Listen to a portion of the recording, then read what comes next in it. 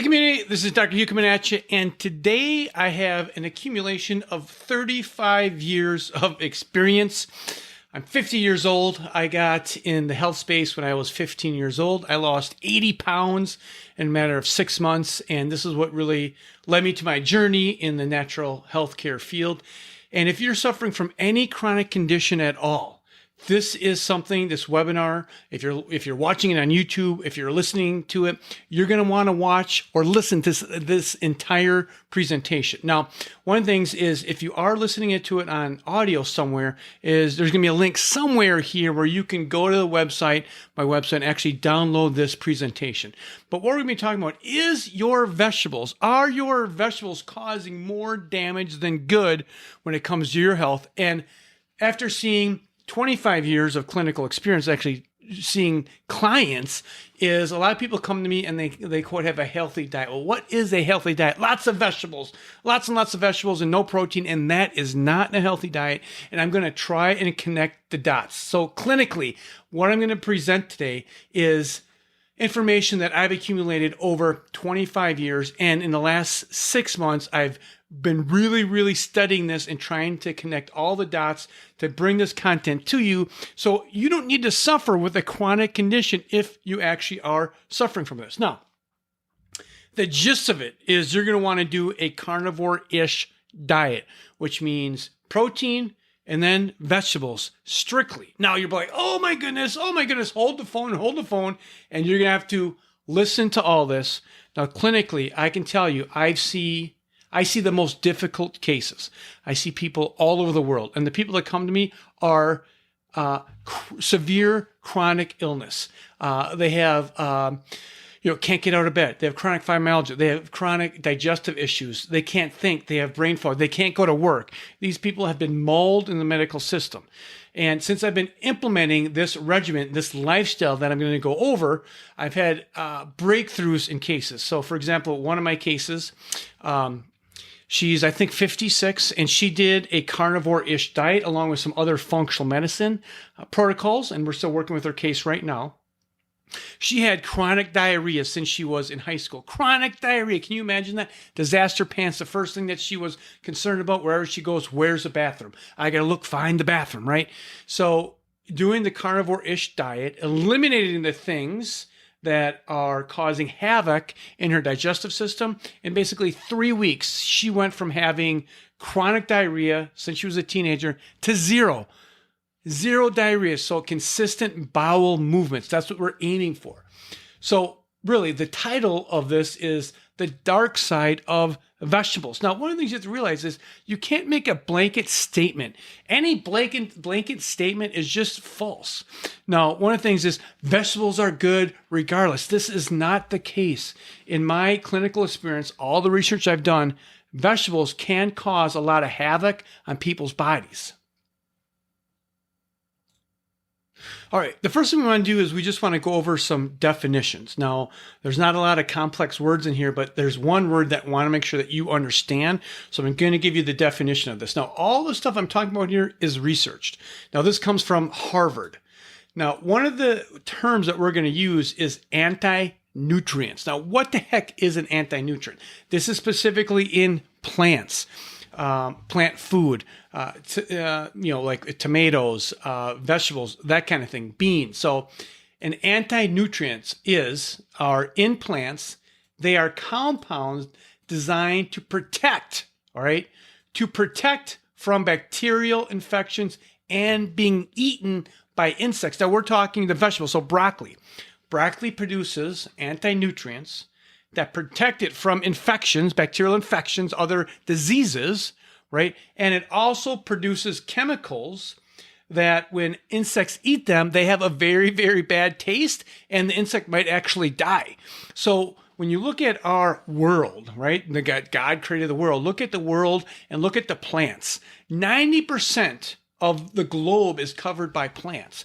So what does this tells you? This tells you that plants have a serious survival mechanism. They can survive lots of different things because their survival mechanisms, these anti-nutrients that kill bacteria, right? And will defend from other bugs eating them are very, very powerful. Now, how many animals have gone extinct, right? I mean, a lot of these animals have just died off, right? Because their survival skills haven't been par and they've died off. They're extinct now. So anti-nutrients, which are coming from plants, this is the whole conversation around this right here. All right, so again, this comes from Harvard, and down here is a research article. Now, if you go to my website, and somewhere where you're watching this or listening to this, if you go to my website, I'll have this whole presentation there, so you can download this, and you can click these links for the references. But again, this comes from Harvard. So anti-nutrients right there. Okay, so these are goitrins, so they affect your thyroid. So where are they found? They're found in broccoli, cabbage, and kale. So these are poisons that vegetables produce to protect themselves. So we have goitrins, lectins, which are in beans, peanuts, soybeans, and whole grains.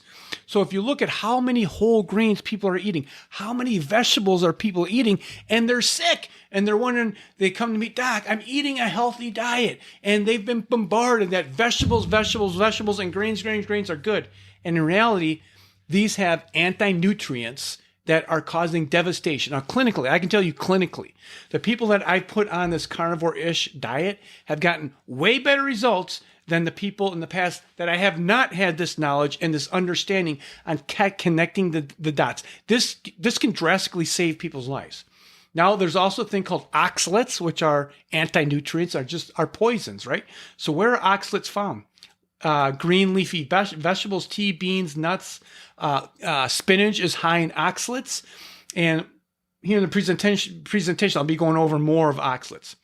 Phytic acid, whole grains, legumes, and nuts. So you can see all these foods that we're eating have some degree of poisons in our body. Now, if we're eating these foods over and over and over, what is that doing to your gut? What is that doing to your health? It's causing leaky gut, constipation, diarrhea, brain fog, brain fatigue. All these things here happen.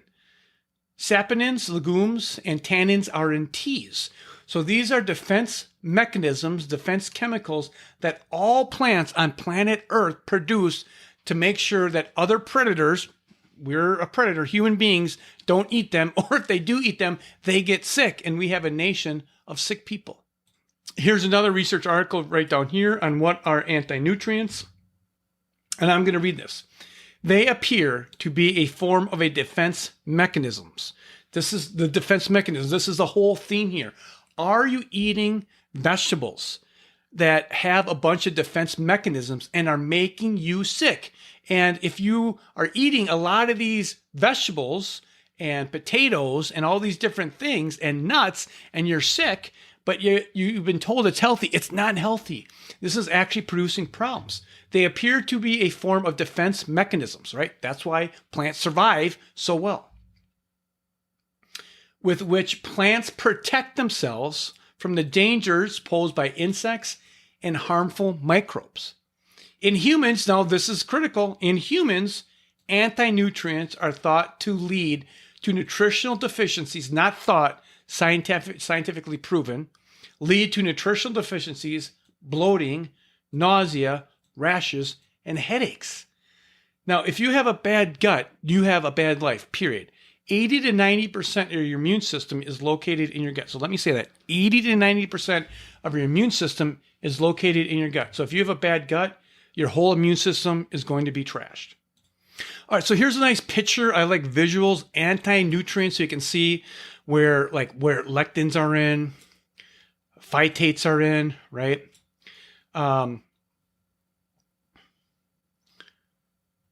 Oxalates and tannins, just to give you a visual so you can see what you're eating. All right, now in this slide here is the type of anti-nutrients and what do they do.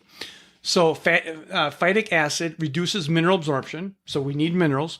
Minerals are critical for enzymatic reactions to occur. So if you have a bad gut, you're probably not digesting your minerals, and minerals speed up reactions, meaning if you don't have enough minerals in your body, reactions cannot occur. Your mitochondria can't function, which is the powerhouse of your body, and you just get sick. Lectins inhibit nutritional absorption, cause leaky gut, scientifically proven. Oxalates inhibit calcium absorption. Tannins impair iron absorption. Goitrins affect iodine, and then saponins inhibit nutritional absorption. So what you want to take away is, do you have a chronic health problem? And no one has explained this in-depth eating or lifestyle and how these vegetables may be doing more harm than good. So phytates is an anti-nutrient. It's a chemical there to protect the plant. So you can see it's in brown rice, it's in oats, it's in flakes, it's in chickpeas. So you just want to look at this and maybe you have a realization, wow, a lot of the food I'm eating is sick, but this is what I've been told to eat because it's, quote, healthy, but it may not be healthy for you. Now, hey, some people can eat this and have no problems. If you're watching this video, you probably have a health problem that you're concerned about, and you're like, hey, maybe this is a correlation to this.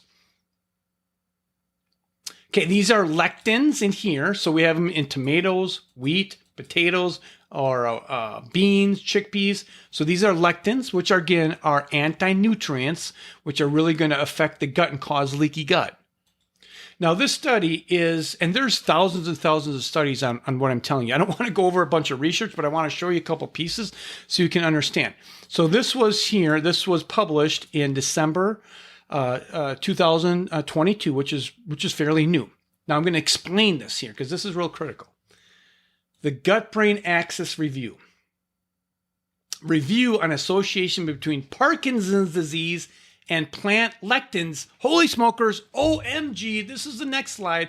What did they conclude? They've concluded that lectins can actually contribute to Parkinson's disease.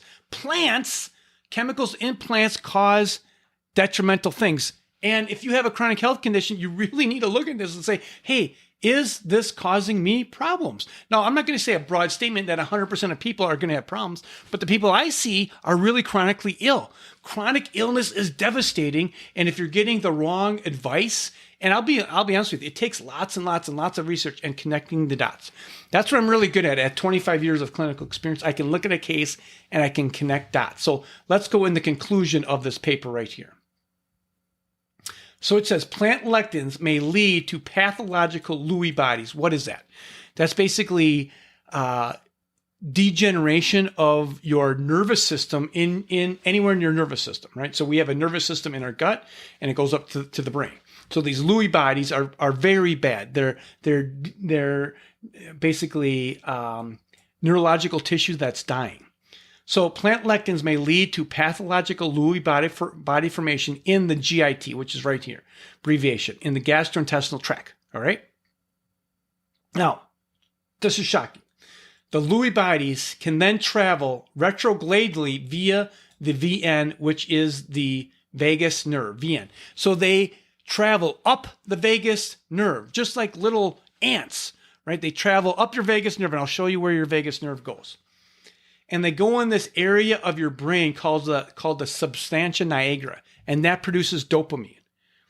And people that have, right, poor dopamine have Parkinson's syndrome, right? Or they have the Parkinson's kind of classic signs and symptoms. Goes into the nigra, the substantia nigra, and contribute to the classic neurological manifestations of PD, which is Parkinson's disease. So this research is showing that lectins that you eat, the potatoes that you're eating, the wheat that you're eating, the potatoes and tomatoes kind of sound the same, right? Potatoes, tomatoes, beans and peanuts, these things produce Lewy body diseases, Lewy bodies, which are just, like I said, degenerative connective tissue. They basically crawl up the vagus nerve. Here's your brain right here. See this yellow thing right in here? That's your vagus nerve. You see how it's all in your gut? These nerves crawl up your vagus nerve into your brain, into the part of your brain called your substantia nigra, and zap it. You don't produce dopamine. Then you start getting these Parkinson's syndrome. Now, this doesn't happen, not everyone develops Parkinsonism, right? But maybe you have constipation, maybe you have bloating, maybe you have diarrhea, maybe you have brain fog, maybe you have all these other minor symptoms. And Parkinson's disease, once you've been diagnosed, that process in your brain where it actually affects that center in there, the substantia nigra, has been going on for decades, right? So there's lots of research behind what we're going over here. Here are some foods that are high in oxalates. So you have spinach is the number one chards, right? So these things have high oxalates. Almonds have high oxalates. Hey, I'm eating healthy. I'm eating vegetables. I'm eating spinach. I'm doing a spinach smoothie. I'm eating potatoes, and boom, and you're sick and sick and sick. And you're like, what am I doing? Like, I'm trying to eat healthy, but I continue to get sicker and sicker. Why? Because no one has connected these dots for you. Now, check out this. This is actually, this is a blow up. This is a microscope of what oxalates look like in your body. So what do they look like right here? They look like what? Little spears, little glass shards. Boom. So these oxalates can be very, very devastating to your body. They can like scrape your organs. They can scrape your arteries and cause inflammation, systemic gross inflammation. Yeah, I went to the doctor. They said I have fibromyalgia. I eat healthy, right? I eat low fat. I eat my spinach. I eat my potatoes. I eat my beans. I avoid meat, but you're sick, right? Because these are the anti-nutrients. Why does spinach have oxalates in them? Why would that be? Because the spinach doesn't want to be eaten, right? It's a vegetable. It does not want to be eaten. So it has a protective mechanism, the anti-nutrients, which allow it to survive. And again, look at society out there. 90% of the globe is plants. So plants are very, very intelligent. God designed plants to be very intelligent. Okay, this is another anti-nutrient, just so you can see, where these are coming from. Like, are you eating these on a regular? Oats are healthy. Oatmeal is not healthy. Oatmeal is, I never eat oatmeal. Oatmeal is disastrous. It's full of a bunch of anti-nutrients. There's no good healthy fats in there. It shoots up your sugars, shoots up your insulin. It's not a good food.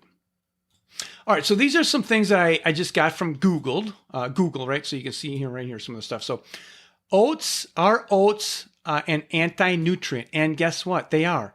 Oats contain anti-nutrients, phytic acid. Here's another one. What foods are the highest in anti-nutrients? Grains, beans, legumes, and nuts.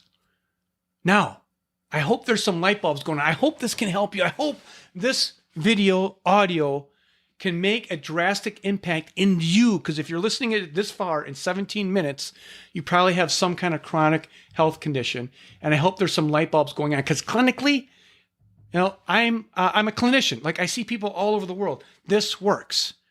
And it's in the last, basically 3 months that I've connected all these dots. Since January, so it's May 1st, I've been carnivore-ish. And at the end of the video, I'm going to kind of go over what I'm doing. Basically, it's really simple. I'm eating meat and I'm eating fruit. Now, there's very specific fruit that you're going to want to eat depending on the spectrum where you're at. Are you really, really sick, or are you just looking for optimal health? The people that I see are really, really sick.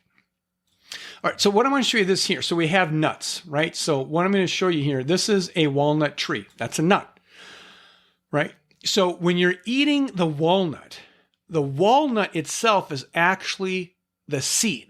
So you have this plant here, and then you have this green leaf around it, and then inside you have that nut there, right?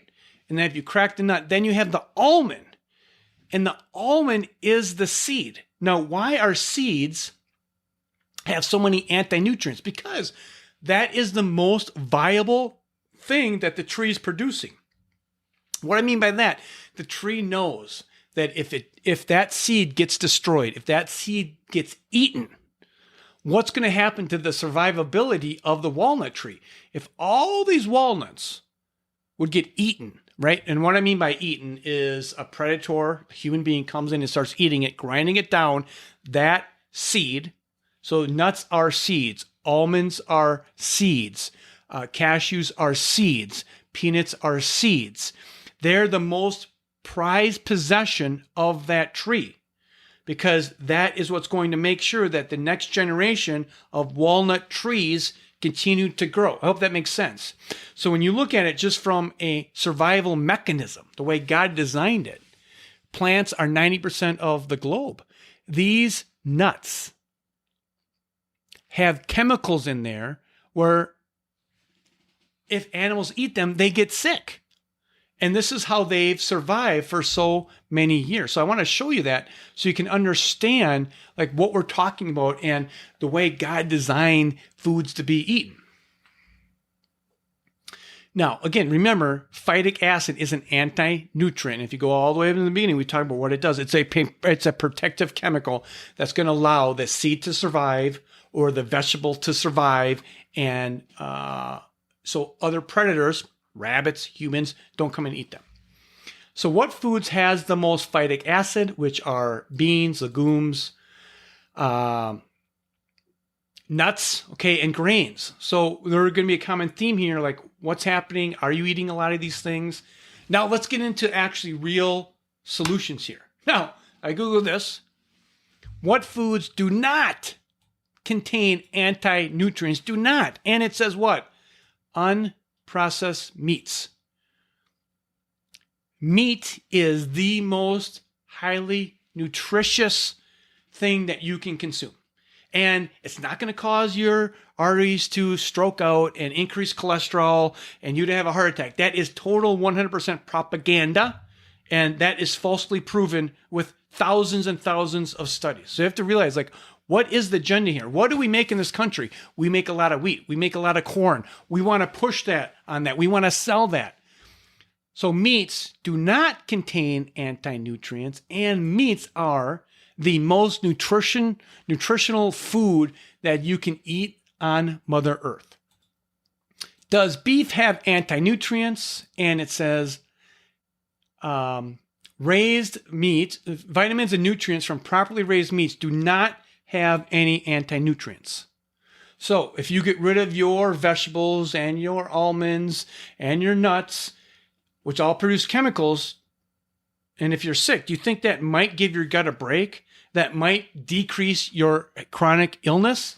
If you don't eat spinach, it has those oxalates that are grinding on your arteries and your organs and your muscles. If you eliminate those, you may get better. Yeah, there's possibility. There's hope to get well and not to suffer with chronic illness. All right, so this is what I call the carnivore-ish lifestyle. And like I say, I started this in January. It's May. This is pretty much what I eat. I eat meat, lots of meat. I eat probably 2 pounds of meat a day, and then I eat vegetables. Now, I'm not telling you that I'm, like Mr. Perfect, and I don't touch anything that's outside of meat and fruit. That would be a complete 100% lie. I'm a human being, right? We all have weaknesses. Of course, I cheat. It's not about perfection. Nothing here is about perfection. What is it? It's about moving in the right direction. It's moving in a guided path that you know will bring prosperity, happiness, and health. And since I've been on the Carnivore-ish Diet for roughly 4 months, I feel the best I have in many, many, many years. For example, I would have some mild bloating sometimes, right? That's completely gone. I don't get that. You know, when I get mild bloating is when I go off of this. For example, I went to a restaurant. And when I go to the restaurants now, I just basically order hamburger without the bun. That's all I order. And coleslaw, right? So that's what I order. So I specifically say no bun to the waitress. No bun. And I want coleslaw. Well, what does she bring? She brings the hamburger with the freaking bun. Now, I'm a human being, and that bread, I haven't had bread in like 3 months, and that bread looks so damn delicious. What happened? It went down my throat. I ate it. What happened the next day? I was so bloated and constipated, right? I had a hard time going to the bathroom because that was wheat. There was a bunch of bad stuff on there. Now, let's say I was eat that, and then I had a bunch of vegetables and nuts. I would be a crazy mess. So this has helped me out. I've also been going to the gym since I've been 15 years old, so 35 years old, and I've been at a plateau of weight for 10 years, how much weight I can lift in the gym. Since I went carnivore-ish, I've gone up lots and lots of weight. My muscles are way bigger. They're fuller.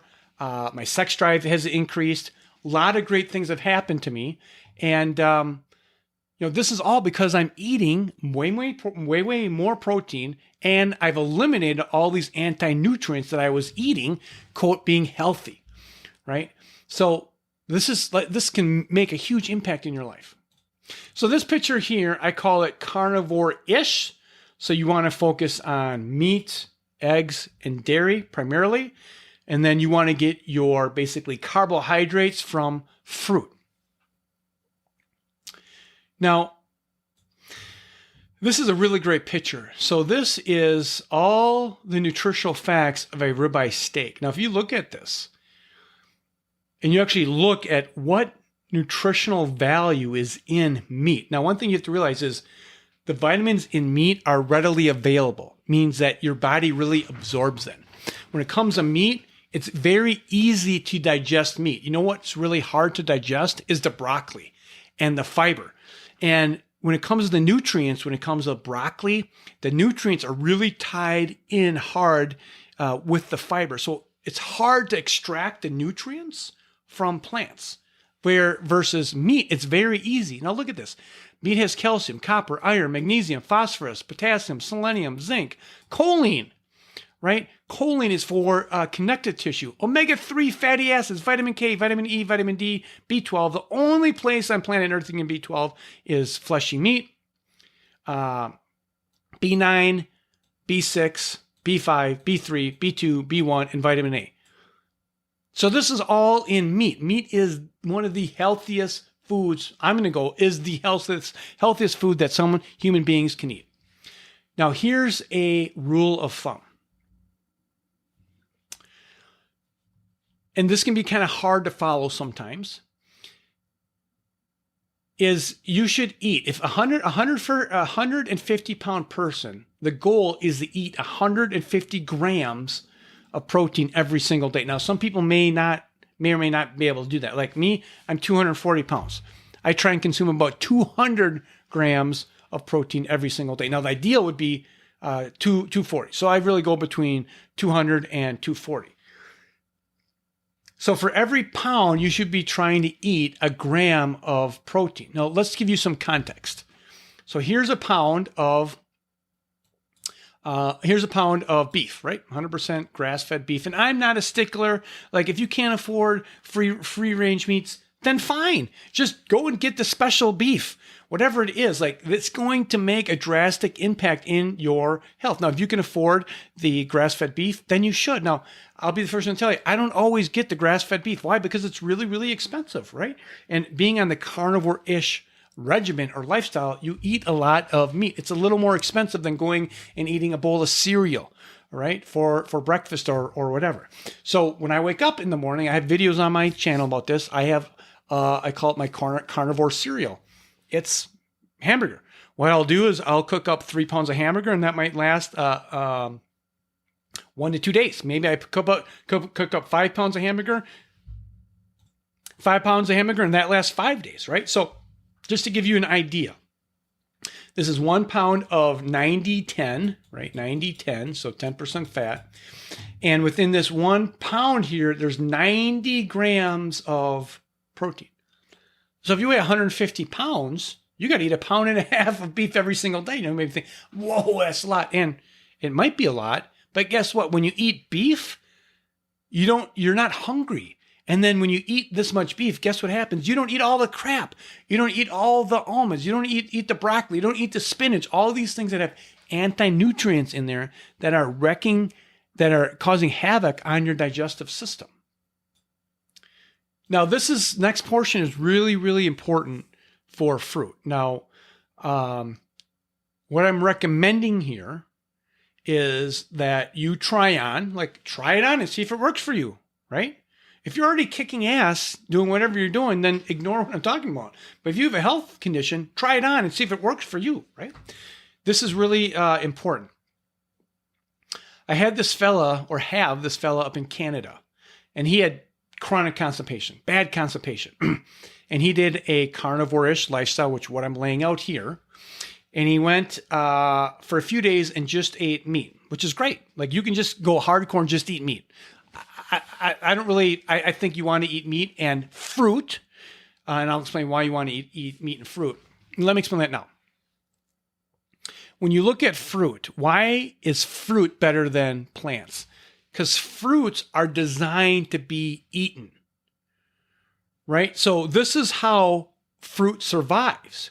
Is let's say you have an apple. An apple is designed to be eaten. Why? Because if an apple's eaten by a deer, let's say, a deer is going to eat that apple. The seeds are going to go in its digestive tract, and then it's going to poop it out. So this is how fruits have survived, is because they look delicious. What looks delicious? Broccoli or a nice strawberry? What looks better? What looks better? A green apple? A green tomato or a red tomato? The red tomato, it ripens, it changes color. Bananas, what looks better or even tastes better, a green banana or a ripened banana? It's the ripened banana. When these fruits ripen, they produce sugar. Now, sugar is not the enemy. Let me say it, sugar is not the enemy. You need carbs, all right? But you need carbs from certain foods that don't have anti-nutrients. So as these fruits ripen, they produce scents that say, come and eat me. They change color that say, come and eat me. They taste a lot better. They say, come and eat me, because when you eat them, you eat the seed, and then the seed gets planted. Now, here's the caution. And this just comes through clinical trial and error, I guess you could say. I've had clients that did carnivore-ish, but cannot handle certain fruits. And in particular, the fruits that they can handle are the fruits that have seeds inside them. So you see all these yellow things, that's the tomato. That's the seed. You see the raspberry right here, these things right here in there, that's the raspberry seed. This right here is a blueberry, that's the blueberry seed. This right here is banana, that dark thing in here, that's a banana seed. So some people, and again, I see really chronically ill people. Some people are sensitive to these seeds in these fruits, strawberries, raspberries, blueberries, and bananas. So initially, depending on where you are on the spectrum of how much disease you have and how much chronic illness you have and how much bad gut you have and how much brain fog and fibromyalgia and depression and anxiety you have, I'm going to tell people, avoid these fruits that have seeds in them. Now, what do we eat then? Lots of cool things that we can eat. You can eat these fruits that you can just cut away the seeds, right? You eat an apple, all that right there is the meat. No seeds. That's better on your gut. Because again, when you are eating these little seeds, even in fruit seeds, they're still there. They don't want to be crushed. They don't want to be like with your teeth crushed up. So some people can be very sensitive to these seeds where they produce these survival chemicals, right? So initially, here's a pear. You cut the pear out. That's the seed, right? There's no seed in the flesh. Eat a pear. Eat a cantaloupe. Scoop out all the seeds in the center, scoop it out, and you got the meat. So when it comes to vegetables, depending on where you are in the spectrum of how bad your case is, I'm going to tell people, initially avoid eating these strawberries and raspberries and blueberries and bananas. Now, it's not saying that you have to avoid these forever. I'm not saying that you need to avoid nuts forever. What I'm saying, though, until you get well, until your body's functioning better, that may be contributing to your chronic illness, and you can't understand why you're sick. Because every time you eat 3-4 times a day, 5 times a day, or 6 times a day, depending on how much you're eating, you may be putting a poison in your body and had no idea this is causing problems. You may get up, I'm going to have some cashews. I'm going to have some almonds. I'm going to have some almond milk, right? I'm going to have a big salad here for lunch, full of spinach and broccoli and some other things, right? So this is really the point of this. I've seen traumatic changes in people that have changed this. Now, we're almost done here. This right here, an unripened banana. No one wants to eat a green banana. Why? Because it tastes nasty, right? There's a bunch of starch in there, right? It hasn't sweetened up. Now, this right here, this green banana, the seeds inside the banana are not ready yet. See, this is critical. Mother Nature is very, very smart. The seeds in there are not ready yet. So it doesn't want to be eaten. Monkeys and animals, if they had a choice between a green banana and an overripe banana, guess what they're going for? The overripe banana, because it tastes way better. So as this ripens, it gets more appealing. It gets more tasteful, right? And here it has high sugar and lower fiber content in here. And this is just way more appealing for animals, humans, to eat these fruits that are ripe. Ripe fruits are good. You never like to eat a fruit that's not ripe, right? It just doesn't taste good. And in this case right here, a banana. Even a pineapple, right? I've cut open a pineapple and it hasn't been ripe and it doesn't taste very good. Okay, last slide right here is there's lots of people on YouTube that have great content on this. Paul Saladino, I've read his book. I've geeked out on his content. He has great content in here. He's basically doing the carnivore-ish lifestyle, what we talk about here. If you go to his station or his YouTube station and you start following him, there's going to be other people that pop up as well that are in the carnivore-ish space. So I'm a fan of carnivore-ish with fruit.